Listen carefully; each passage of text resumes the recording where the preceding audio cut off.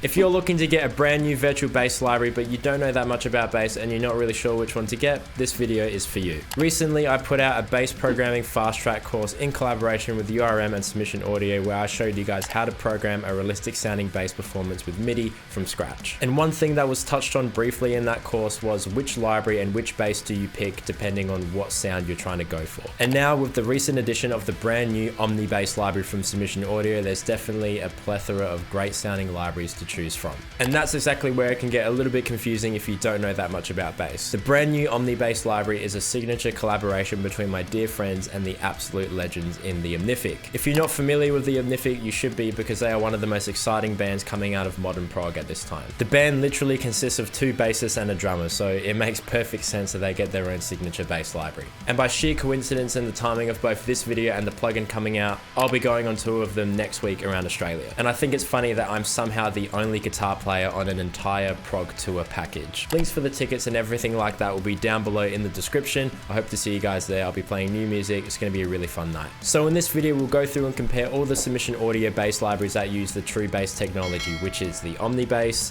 Eurobass 3, Humanizing bass, and Grove bass. All of these different libraries and basses sound very different from one another tonally, but lucky for us, they pretty much function the exact same. That means I can program all the velocities, articulations, and the settings across both the plugins themselves and the MIDI to be virtually exactly the same. And from there, we'll basically have the exact same performance being played across all the different bass libraries, and we can compare how they sound and what they'll be best suited for. If you're not familiar, I'll quickly go through the UI of OMNIBass, and this will be pretty much constant and consistent throughout all the true bass libraries that Submission Audio offer. So this is OMNIBass, and this is how it looks when you open it up, and it's very similar to all the other Submission Audio bass libraries, whether it's Humanizing bass, Grove bass, Eurobass 3, they all kind of look exactly the same and function exactly the same. So you have the bass at the front with all these different channels here. So right now we're on the DI channel, there's a clean channel,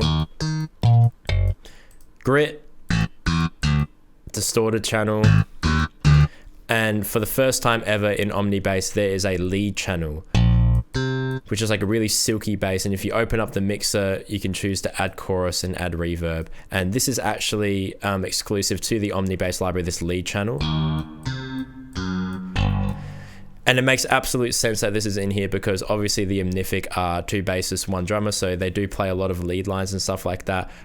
So that's why there's a chorus and a reverb in there. But you can turn that off if you just don't want that and you like the tone of the lead tone just as is, you can do that as well. And every single channel here, the mixer is pretty much specific to that channel. So for example, distorted tone, you can't put on chorus or reverb, and all of these will be affected differently across all the channels. So if I change that here and then go to the grit tone, it's not going to stay the same.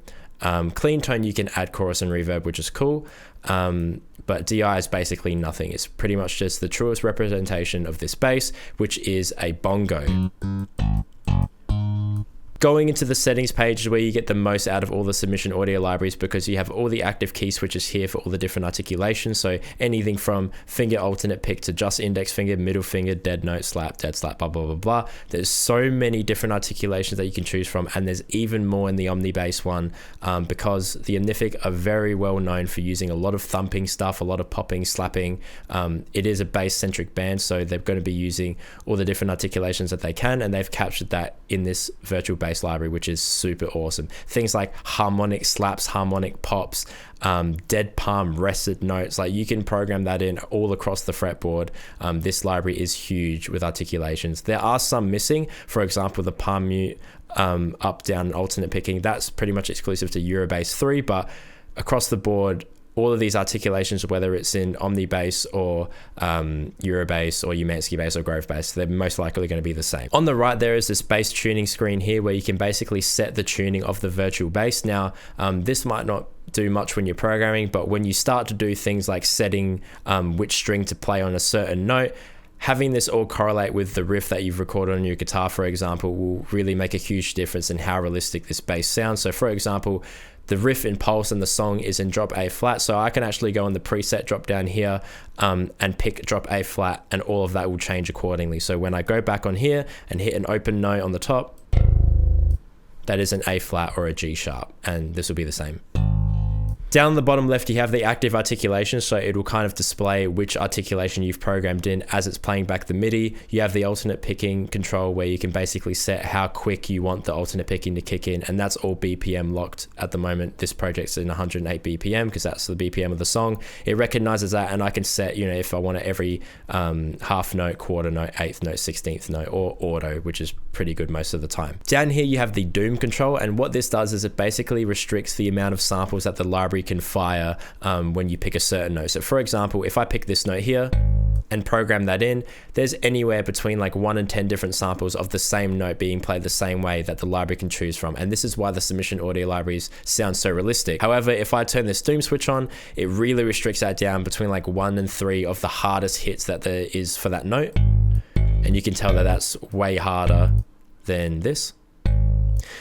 So it's basically making it sound as fake as possible on purpose. And the fact that it is called the Doom switch, you know, Eurobass was used on the Doom soundtrack, and this is where majority of that sound came from. We then have the Humanized knob and the virtual capo here. The Humanized knob is really handy because, again, it's the kind of similar thing where you can either choose to have it be like a machine and play the hardest samples and the best sounding samples all the time, or you can kind of move around the knob and go to human or go all the way down to basis. And basically, the further you dial it in, the less consistent it's going to be in giving the best sounding samples being fired back to you every single time. So ideally, I like to have it just on the cusp of human and basis. So when it's firing back all the samples and I've programmed it right, it just gives it that extra sense of realism in everything that I've programmed and the way that it's firing the samples back. So what I'm going to do now is I'm going to make sure every single other library that we're going through today is set on the exact same setting. So I want them all on the DI setting, and I want them to be on just the verge of human and basis, which is exactly where we want it.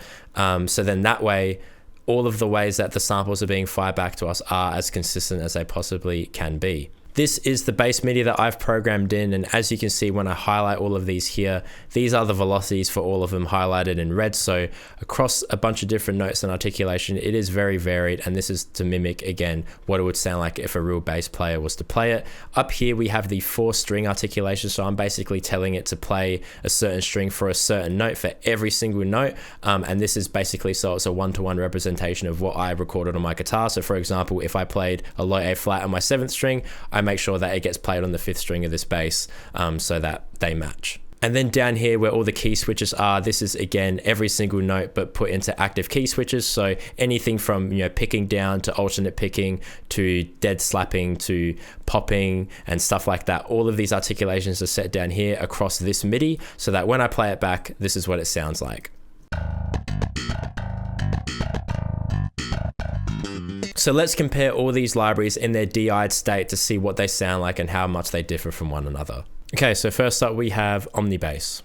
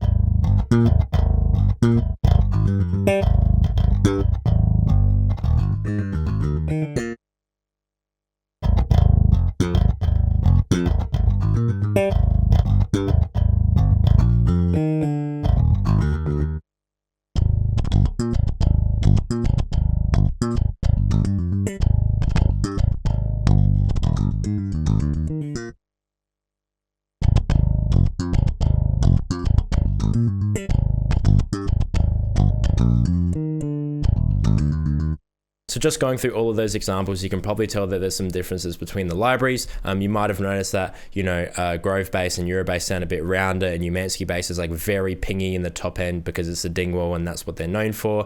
And the OmniBass, in my opinion, is like the perfect ground between the both of them, where you get this almost piano-like consistency where you still get the roundness at the bottom, but the really flat sounding top end that isn't as harsh without so many overtones like the dingwall model in the Humanizing bass.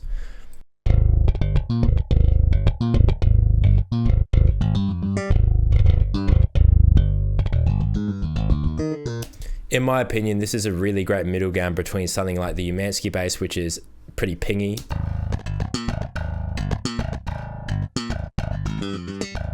somewhat of like a low mid scoop type of sound. There isn't much like lower end frequencies within the Humanizing bass or the Dingwall model when compared to something like the OmniBass or Eurobass.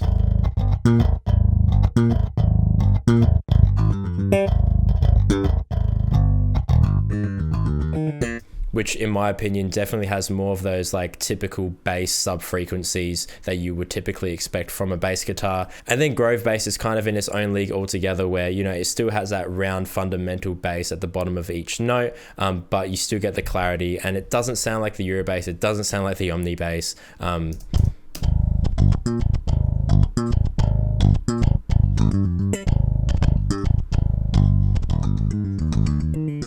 It's pretty much in its own league. So what I'm going to do now is I'm going to add a very generic processing of tone across all of these bass libraries so that they're going through the exact same tone, which is the actual bass tone of the song Pulse, but I'm not doing any of the post-processing apart from just a little bit of EQ, very, very minimal EQ, and then slight compression on both the low end and the whole signal together, just to give more of a consistency across all of them so you can hear how they sound being affected through a distorted tone. If you guys like what you hear and you want to check out OmniBass or any of the other libraries that are in this video, there's affiliate links down in the description below, where if you guys decide to grab it, it gives me a little kickback as well, helps me out. You get a great sounding bass library, I get help across the channel, everyone wins. So again, starting with OmniBass.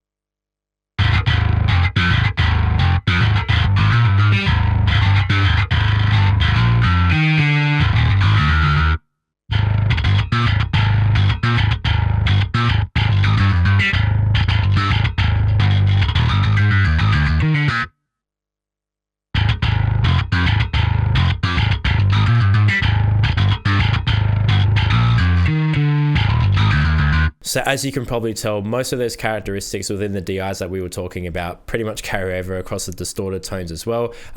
If you are familiar with the song Pulse, you probably recognize that the Humanizing bass was the library that I used for this song in particular, because it has that distinctive, very pingy, very upper mid-range focused attack of a Dingwall bass. With the extended range scale, those lower notes really come through, whereas, you know, something like Eurobass might be more suited to a more slightly scooped, more traditional metal sound. Scooped in the upper mid-range, I mean. It's very warm sounding, around that kind of like, what, 400 to around 600-700.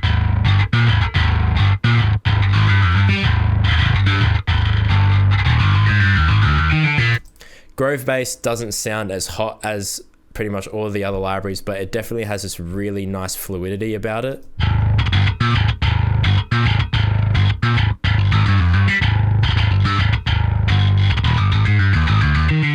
You get more of that kind of thumpy, like sub bass sound, not so much like that rounder sound like the Eurobass like this here. It's kind of scooped out in that region and a bit more thumpy sounding in the low end.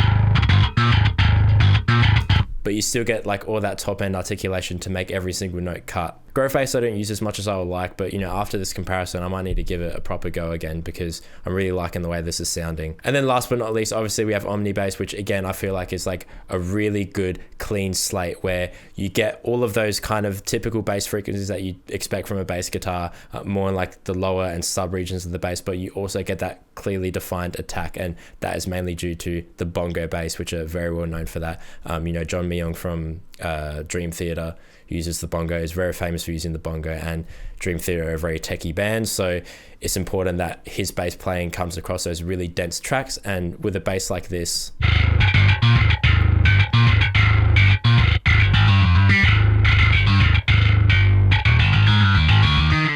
it has a very similar kind of tonality to the Humanizing bass, like the Dingwall bass, in terms of like that upper mid-range really being pushed forward. However, you can hear in the Humanizing bass, it's basically trying to break free from the tone. Like, it's so hot, and it goes really well with low distorted guitars. But you know, the OMNIBass is kind of almost like a cleaner alternate to that.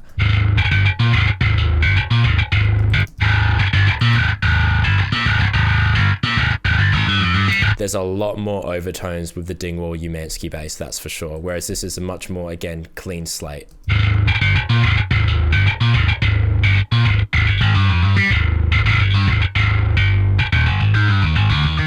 So if you guys want to get your hands on this MIDI with all the different 4-string articulations, the actual bass programming, and all the articulations for every single note, so you guys can see, you know, the exact velocities that I'm programming, things that dependent on their articulations, dependent on what string they're being programmed on. If you want to get really nerdy about it, that will be available on Patreon. But hopefully this video and this comparison gives you a good indication of, you know, how good these bass libraries can sound and which ones will be best suited for your purpose. For me, I'm always going to be partial to that Dingwall Humanizing bass sound,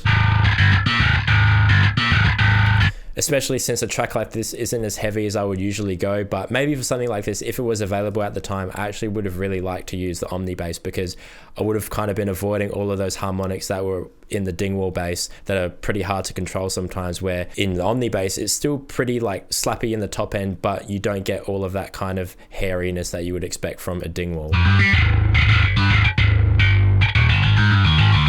So there you have it. That is the brand new OMNIBass library stacked up against all the other true bass libraries that Submission Audio offers. If you guys like the sound of any of the bass libraries that we just went through, you can check out an affiliate link for all Submission Audio bass libraries down in the comments and the description below. If you guys decide to grab one of those libraries, it helps me out as well, so you get a great sounding bass library to up your productions, I get a kickback and can put it all back into the channel. Everyone wins. If you like this video at any time, please feel free to leave a like and a comment on anything you saw or heard, and if you want to see more of this stuff, definitely let me know in the comments below and think about subscribing. If you guys want to grab the MIDI to the program bass that we were going through in the video, that will be up on my Patreon, so you guys can grab it, put it into your DAW, and basically see all the velocities and how you can program a really realistic sounding bass. If you guys want to support me directly, you can check out things like Patreon, all my affiliate links, and everything else that will be down in the description below. Congratulations to both Matt and Toby in the OMNIFIC. This library is amazing and it's a great contender across all the other Submission Audio bass libraries. Massive thank you to Submission Audio for letting me try out the plugin early and giving it to you guys to show off to. Massive thank you to every single one of you guys watching and all my Patreons. Without you guys, these videos would not be possible. But until next time, I'll catch you guys later. Thank you so much for watching. Buy tickets for the show next week. Ciao.